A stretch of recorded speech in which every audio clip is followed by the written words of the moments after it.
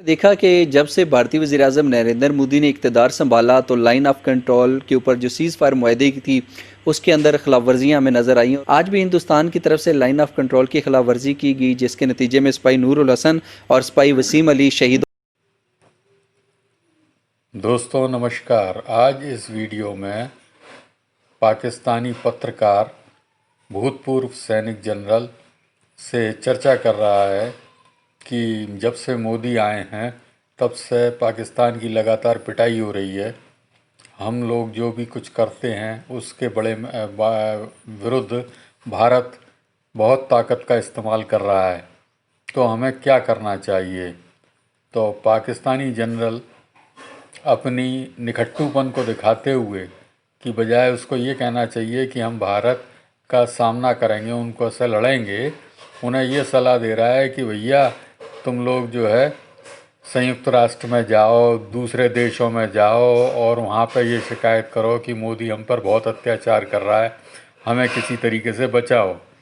ऐसी बातें वो कर रहा है जो कि एक फ़ौजी को कभी नहीं करनी चाहिए। परंतु ये पाकिस्तानी फ़ौज है जिसने युद्ध कभी नहीं लड़ा, केवल धोखा मक्कारी इनका काम है और ये कुछ नहीं कर सकता। ये निखट्टू हैं।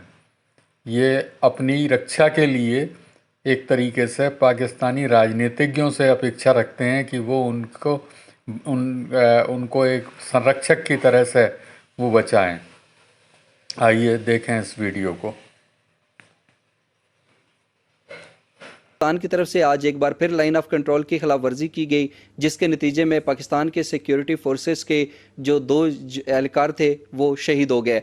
तो क्या वजह है कि भारत बार बार लाइन ऑफ कंट्रोल की खिलाफ वर्जी कर रहा है। जन साहब, हमने देखा कि जब से भारतीय वज़ीर आज़म नरेंद्र मोदी ने इक़्तिदार संभाला तो लाइन ऑफ कंट्रोल के ऊपर जो सीज़ फायर मुआहदे की थी उसके अंदर खिलाफ वर्जियाँ हमें नज़र आई और उनकी तादाद के अंदर भी बेपनाह इजाफा नज़र आया। आज भी हिंदुस्तान की तरफ से लाइन ऑफ कंट्रोल की खिलाफ वर्जी की गई, जिसके नतीजे में सिपाही नूरुल हसन और सिपाही वसीम अली शहीद हो गए और मजमूई तौर पर 2020 में हिंदुस्तान अब तक 2333 मरतबा लाइन ऑफ कंट्रोल मुआहदे की खिलाफ वर्जी कर चुके हैं। तो इस सूरत हाल को मद्देनज़र रखते हुए आप क्या समझते हैं कि पाकिस्तान और हिंदुस्तान के दरमियान LOC पर जो कशीदगी और तनाव है वो हमेशा मौजूद रहेगा? देखिए, ये ज्यादा बड़ा है मोदी के इस गोद में आने के बाद जी, और ये बढ़ेगा, इसी तरह ही रहेगा। सही। पाकिस्तान वाली एंटी पाकिस्तान साइकोलॉजी, उनकी साइकी ऐसी डेवलप की है इन्होंने कि वहां के लोग ये सुनना चाहते हैं, लिहाजा ये कभी भी काम बंद नहीं, मोदी ये काम नहीं बंद करेगा। सही। अब इसमें 2 चीजें हैं। एक तो ये कि पाकिस्तान ऐसा इंतजाम करे कि जब भी ये वायलेशन हों तो इंडिया को इतना ज्यादा नुकसान उठाना पड़े कि वो वाकई ये वायलेशन करने से पहले कई दफा सोचे। दूसरी चीज ये है कि दुनिया को भारत ये बताता है कि जी हमने तो वायलेशन नहीं की, क्योंकि वहां पे ये कौन फैसला करे। वो कहते हैं, भारत कह देता है कि जी पाकिस्तान ने वायलेशन की जी, और पाकिस्तान कहता है भारत ने की। जी, यूनाइटेड नेशन के ऑब्जर्वर हुआ करते थे, लिहाजा कोई रिपोर्ट नहीं बनती ऐसा जैसे ये कहा जाए कि जी भारत ये कर रहा है और दुनिया उसको उसकी सरजमिश करे। हमें भारत के इस रास्ते पे लाने के लिए अक़वाम मुत्तहिदा में जाना चाहिए और वहां हमें मुतालबा करना चाहिए कि वो मुबस्सिरीन जो अक़वाम मुत्तहिदा ने भारत में रखे हुए हैं, जिनको अक़वाम मुत्तहिदा बहुत मोटी मोटी तनख्वाहें दे रहा है, वो अपना काम नहीं कर रहे। भारत को मजबूर किया जाए कि उनको काम करने दिया जाए। सही। उनको दिल्ली में या किसी और जगह अगर आपने बंद रखा है और LOC पे नहीं जा सकते तो फिर तो उनका फायदा कोई नहीं। सो अक़वाम मुत्तहिदा इस मामले में असर्ट करे तो फिर ये चीजें जो हैं ये कम हो सकती हैं, क्योंकि वहां पे अक़वाम मुत्तहिदा को जब रिपोर्ट पहुंचेगी उनके ऑब्जर्वर की तरफ से कि भारत ये कर रहा है वायलेशन या पाकिस्तान करता है, तो फिर उस मुल्क की सरजमिश होगी, उसको बड़ी कुव्वतें बताएंगी कि ये काम बंद करें। बिल्कुल सही। तो इस वजह से इसका तरीकाकार पाकिस्तान को यही करना चाहिए अक़वाम मुत्तहिदा वाला, और दूसरी तरफ हैवी वेपन्स रखें और तबाह के नुकसान पहुंचाएं भारत को, ताकि हर वायलेशन की उसको कीमत चुकानी पड़े। सही।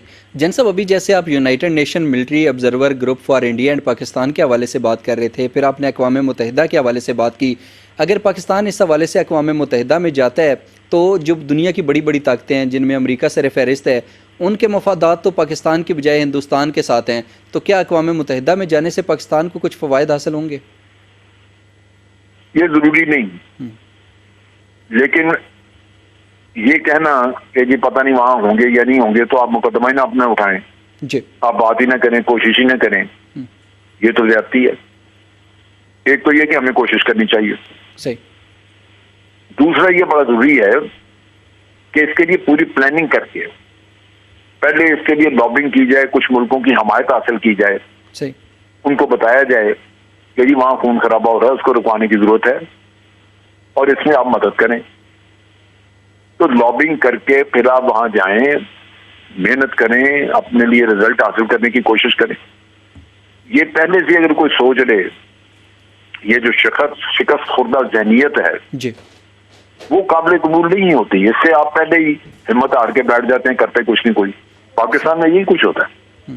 ہونا یہ چاہیے کہ آپ چیلنج قبول کریں، اس کے لیے محنت کریں، پھر جا کے یونائٹڈ نیشن کا دروازہ کھٹکھٹائیں، صحیح، تو ہو سکتا ہے آپ کو نتیجہ مل بھی جائے۔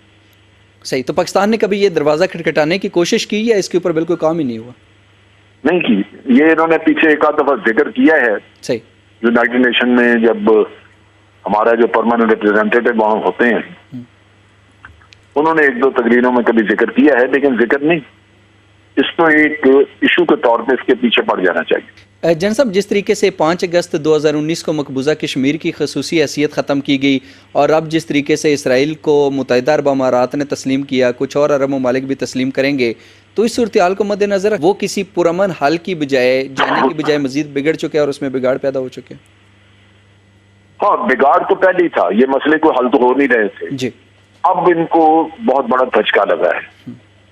فلسطین کے مسئلے کے اوپر پہلے مسلمان ملک جو ہیں، خصوصاً عرب ملک اور مسلمان ملک سارے مل کے، جی، خصوصی طور پہ جو مڈل ایسٹ اور عرب کنٹریز ہیں وہ یہ مل کے کافی سپورٹ کر رہے تھے، لہذا مسئلے میں مسئلہ حل تو نہیں ہوتا تھا لیکن اس میں کچھ نہ کچھ جان تھی، جی، اس کو ایک جھگڑا، ایک اس کو پرابلم، ایک مسئلہ سمجھا جاتا تھا۔ اب جب یہ سارے ملک مل جائیں گے اسرائیل کے ساتھ، جی، آہستہ آہستہ اس کے ساتھ مل جاتے ہیں، تو 2 سال بعد 3 سال بعد صورتحال یہ ہوگی کہ اسرائیل کہے گا کہ جی فلسطین کا تو مسئلہ ہے ہی کوئی نہیں، وہ تو ختم ہو گئی چیز، جی، کیونکہ کسی نے بولنا نہیں آگے سے۔